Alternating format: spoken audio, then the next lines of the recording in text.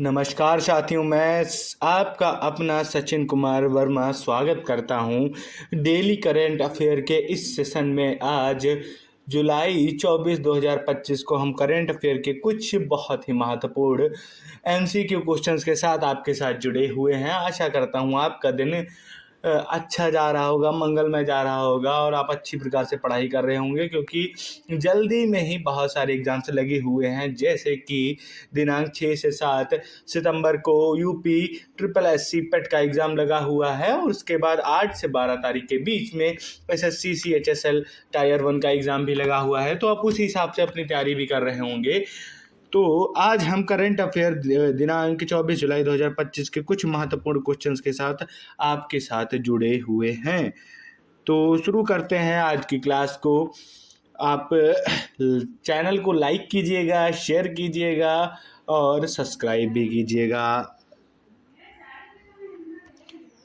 तो शुरू करते हैं हम। आज का हमारा पहला प्रश्न है, भारत ने किस देश को पर्यटक वीजा देना 5 वर्ष के बाद फिर से शुरू किया है? Which country has India resumed issuing tourist visa to after a 5 years hiatus? ठीक है। अच्छा, आप सभी को पता होगा कि मतलब भारत में कई सारे देशों के टूरिस्ट वीजा को बैन कर दिया गया है, जिसमें पाकिस्तान भी एक है। तो यहाँ पे पूछा हुआ है, शुरू कर दिया गया है। पिछले 5 वर्षों से पर्यटक वीजा उस देश का रुका हुआ था। तो हमारे ऑप्शंस हैं, option A USA, option B UK, option C China, option D Russia. तो कितने वर्षों के बाद? 5 वर्ष के बाद शुरू करना है। क्या करना है? पर्यटक वीजा को शुरू करना है। किस देश के साथ? तो इस प्रश्न का सही उत्तर ऑप्शन सी चाइना। भारत ने हाल ही में चाइना के साथ दिनांक 12 जुलाई 2025 से चीन के समाज के लोगों को टूरिस्ट वीजा फिर से देना शुरू कर दिया है। चीन के लोगों को फिर से वीजा देना शुरू कर दिया गया है। कितने वर्षों के बाद? 5 वर्षों के बाद शुरू कर दिया गया। आगे बढ़ते हैं अगले प्रश्न की ओर। प्रश्न नंबर 2 हमसे क्या कह रहा है? मोदी जी किस देश के साथ एफटीए साइन करने लंदन गए हैं? सबसे पहली बात तो ये है, एफटीए क्या होता है। हमने आपको कल बताया था कि जो व्यापार संगठन होते हैं, जो देशों के बीच व्यापार होता है, ट्रेड होता है, तो उसके लिए बहुत सारे एग्रीमेंट्स बनाए जाते हैं। तो जो एफटीए है उसकी फुल फॉर्म है फ्री ट्रेड एग्रीमेंट। जो फ्री ट्रेड एग्रीमेंट है उसे हम क्या कहते हैं? उसे हम एफटीए कहते हैं। तो हाल ही में प्रधानमंत्री जी कहाँ गए हुए हैं? तो प्रधानमंत्री जी गए हैं, ऑप्शन है option A USA, option B Canada, option C UK और ऑप्शन डी ऑस्ट्रेलिया। तो इस प्रश्न का सही उत्तर है यूनाइटेड किंगडम में गए हैं। अच्छा, ये बताइए, ये जो हस्ताक्षर होने हैं तो उसमें हमारे पीयूष गोयल जी भी इस हस्ताक्षर में मौजूद रहेंगे। जो फ्री ट्रेड एग्रीमेंट पे जो साइन होने हैं उसमें हमारे मंत्री पीयूष गोयल जी भी मौजूद रहेंगे। आगे बढ़ते हैं अगले प्रश्न की ओर। अगला प्रश्न है, आईएमडी ने किस राज्य के लिए 23 से 26 जुलाई तक भारी बारिश का चेतावनी दी है? तो यह प्रश्न मैं इसलिए नहीं लेके आया हूँ कि बारिश के बारे में हमें पता होना चाहिए। हमें पता होना चाहिए कि ये आईएमडी क्या होता है। तो भैया, आईएमडी क्या होता है, इसकी फुल फॉर्म हमें पता होना चाहिए। इसे बोलते हैं इंडियन मेट्रोलॉजिकल डिपार्टमेंट। क्या बोलते हैं? इंडियन मेट्रोलॉजिकल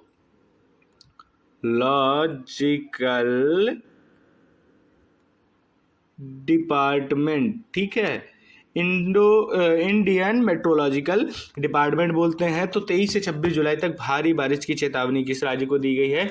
हमारे ऑप्शंस हैं, option A West Bengal, option B Odisha, option C Andhra Pradesh and option D Karnataka. तो इस प्रश्न का सही उत्तर है ओडिशा।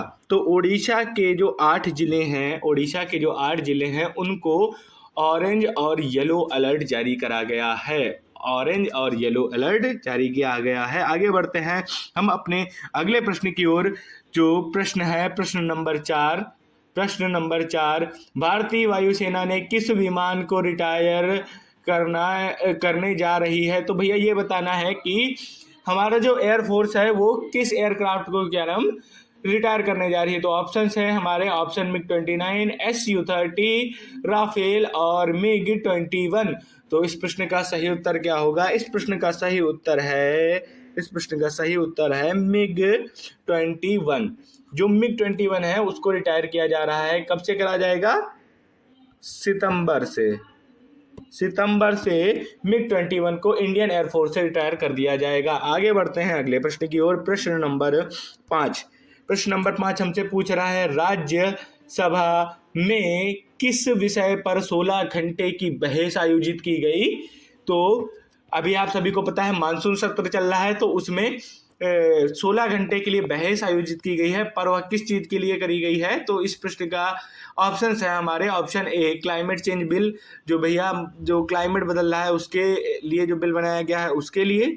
इकोनॉमिक रिफॉर्म्स, भैया हमारे देश की जो अर्थव्यवस्था है उसके रिफॉर्म के लिए। Option C Pahalgam terror attack and operation Sindoor के लिए। और ऑप्शन डी एजुकेशन पॉलिसी के लिए। तो आप सभी को पता होगा कि अभी हाल ही में बहुत बड़ी घटना पहलगाम में हुई थी, तो उससे रिलेटेड बात करने के लिए 16 घंटे की बहस का आयोजन कहाँ कराया गया?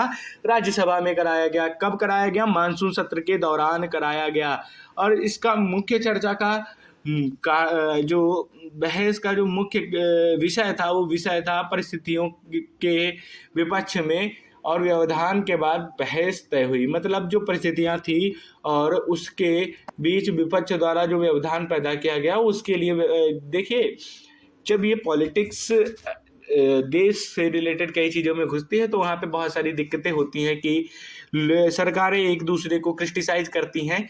इसी वजह से इस चीज़ के बारे में बहस की गई। आगे बढ़ते हैं अगले प्रश्न के लिए। अगला प्रश्न हमारे सामने है, गाजियाबाद में किस नकली दूतावास चलाने वाले व्यक्ति को गिरफ्तार किया गया है? तो भैया अभी जो हमारा गाजियाबाद है वहाँ पे नकली दूतावास चलाया जा रहा था और उस व्यक्ति का नाम पूछा गया। तो ऑप्शन है हमारे Northland India, option B West Arctica, option C East Ethiopia, option D South Atlantis. तो इस प्रश्न का सही उत्तर है ऑप्शन बी वेस्ट आर्कटिका। ये देश के नाम पे एक नकली दूतावास चलाया गया था जो विदेश में नौकरी दे रहा था। मतलब भैया एक क्या था? फ्रॉड था। ठीक है, हमारे देश में लोगों को फ्रॉड से ज़्यादा रिलेटेड चीज़ों की जानकारी नहीं है, जो आसानी से इन सब में फंस जाते हैं। तो नकली दूतावास चला रहा था यह व्यक्ति। आगे बढ़ते हैं अगले प्रश्न की ओर। प्रश्न नंबर 7 हमारे सामने है, यूएन के शीर्ष न्यायालय ने मानव अधिकार किसे घोषित किया है? ठीक है, तो ऑप्शंस है हमारे, यूएन के द्वारा जो यूएन की जो कोर्ट है उसने अभी कुछ ह्यूमन राइट्स को कंपलसरी बताया है, मतलब उनको ऐड किया गया है। तो ऑप्शन है हमारे, option A right of free speech, right of to education, right to clean sustainable environment, option D right to water. तो इस प्रश्न का सही उत्तर क्या होगा? तो भैया इस प्रश्न का सही उत्तर है right to clean and sustainable environment. भैया सभी को कैसे एनवायरनमेंट की आवश्यकता है? साफ और वातानुकूलित। मतलब हर व्यक्ति को जितनी आवश्यकता है उतनी वातावरण की आवश्यकता है। ठीक है, सस्टेनेबल मतलब जो हमारी जनरेशन है उसके लिए भी वह एनवायरनमेंट बचा होना चाहिए जो हमारी आगे वाली जनरेशन के लिए है। और इसे किसने मानवाधिकार घोषित किया है? तो इसे किया है यूनाइटेड नेशंस ने मानवाधिकार घोषित किया है। ठीक है, आगे बढ़ते हैं अगला प्रश्न नंबर 8 हमारे सामने है, यूएन ने किस क्षेत्र के लिए एप्पल और गूगल के खिलाफ कड़ी पैरवी की जा रही है? देखिए, जो यूनाइटेड किंगडम है उसने एप्पल और गूगल के लिए क्या है, कुछ डोमेन्स बनाए हैं। ठीक है, तो किस डोमेन में उन्होंने वहाँ पे बहुत सारे स्ट्रिक्ट रेगुलेशंस और एक्शंस को लागू किया है? तो उसके ऑप्शंस हैं, option A clean energy, option B food safety, option C technology competition regulation and option D financial data privacy. तो भैया यूनाइटेड किंगडम ने अभी क्या किया है, जो टेक्नोलॉजी एंड कंपटीशन में रेगुलेशंस लाए हैं भैया, टेक्नोलॉजी के जो कंपटीशन है उसमें रेगुलेशंस लाए हैं। एप्पल और गूगल कहाँ की कंपनी है, तो ये कंपनी है यूनाइटेड स्टेट्स ऑफ अमेरिका। और ये बताइए यूके की फुल फॉर्म क्या होती है, यूनाइटेड किंगडम और इंग्लैंड, ठीक है। इसे क्या कहते हैं अच्छा, यूके ने कहा क्या कि जो जितने भी ये टेक जाइंट्स हैं वो मॉनिटरिंग का मुद्दा उठा रहे हैं, मतलब वो मॉनिटरिंग सही प्रकार से नहीं कर रहे हैं, यह यूके का कहना है। इसीलिए उन्होंने टेक्नोलॉजी कंपटीशन से रिलेटेड बहुत सारे रेगुलेशंस लागू किए हैं। आगे बढ़ते हैं अगले प्रश्न की ओर। प्रश्न नंबर 9, थाईलैंड कंबोडिया सीमा पर क्या घटना व्यापक चिंता की वजह बनी भैया। अभी थाईलैंड और कंबोडिया के बीच में कुछ इंटरनेशनल इश्यूज आ गए हैं, बॉर्डर इश्यूज आ गए हैं, तो उससे रिलेटेड एक क्वेश्चन दिया हुआ है। तो हमारे ऑप्शंस हैं इलीगल लॉगिंग, बी मिलिट्री सिक्रिज्म, option C landmine explosion, option D refugee influx. देखिए ऑप्शन हमारा क्या कह रहा है, इलीगल लॉगिंग मतलब लोग इलीगल तरीके से बॉर्डर आर पार कर रहे हैं। ऑप्शन बी मिलिट्री स्क्रीम्स का मतलब क्या हो गया, आर्मी का घुसना। ऑप्शन सी लैंडमाइन एक्सप्लोजन, जो लैंडमाइन जो जमीन पे बम लगाए जाते हैं उनका धमाका। और ऑप्शन डी रिफ्यूजी इन्फ्लक्स, मतलब बहुत सारे जो शरणार्थी हैं उनका एकदम से बढ़ जाना, उनके नंबर में इजाफा आना। तो आप इस चीज़ का ध्यान देंगे। इस प्रश्न का सही उत्तर क्या है, लैंड माइन एक्सप्लोजन। ये सीमा के पास बहुत सारी जगहों पे इसके विस्फोट होने की वजह से लोगों में तनाव बढ़ गया है। कहाँ, थाईलैंड और कंबोडिया की सीमा पर। आगे बढ़ते हैं, अगला प्रश्न हमसे देखते हैं क्या कहता है। प्रश्न नंबर 12, हाल ही में केरल में हाल ही में कौन सी नई प्रजाति की ड्रैगन फ्लाई खोजी गई। तो भैया ड्रैगन फ्लाई के बारे में पूछा गया है, ठीक है। तो हमारे ऑप्शन हैं, ऑप्शन ए लाइरोथेज्म फाल्वा, लाइरोथेज्म अब्राहिम, ठीक है, अब्राहमी। Option C पेंटाला हाइमेनिया, option C गैनाकाता frontalis, ठीक है। तो इस प्रश्न का सही उत्तर क्या होगा, तो इस प्रश्न का सही उत्तर है लाइरोथेमिस अब्राहिम, ठीक है, लाइरोथेमिस अब्राहिमी, ठीक है। ऑप्शन बी इसका सही उत्तर है। यह क्या है, एक ड्रैगन फ्लाई है। यह प्रजाति केरल में ड्रैगन फ्लाई के अध्ययन करते समय प्रकाशित हुई। कि क्या है, एक ड्रैगन फ्लाई के बारे में बात करा जा रहा है, किस राज्य में, केरल में। उसका नाम क्या है, लाइरोथेमिस अब्राहिमी। आगे बढ़ते हैं अगले प्रश्न की ओर। प्रश्न नंबर 11 हमसे क्या कह रहा है, किस प्रतिष्ठित संस्थान को R&W research and analysis wing का नया प्रमुख नियुक्त किया गया है। तो आप भैया ध्यान रखेंगे, ठीक है, कि रिसर्च एंड एनालिसिस विंग के नए अध्यक्ष कौन हैं, नए प्रमुख कौन हैं, ठीक है। रिसर्च एंड एनालिसिस विंग रॉज से बोलते हैं उसके। तो हमारे ऑप्शन हैं Ravi Sinha, option C Sanjeev Tripathi, option C Parag Jain, option D Dineshwar Sharma. तो इस प्रश्न का सही उत्तर क्या होगा, तो पूर्व IPS अधिकारी पराग जैन जी, पूर्व IPS अधिकारी पराग जैन जी को 1 जुलाई 2007 से 2025 से उनको क्या किया गया है, RAW raw research and analysis wing का प्रमुख नियुक्त किया गया है।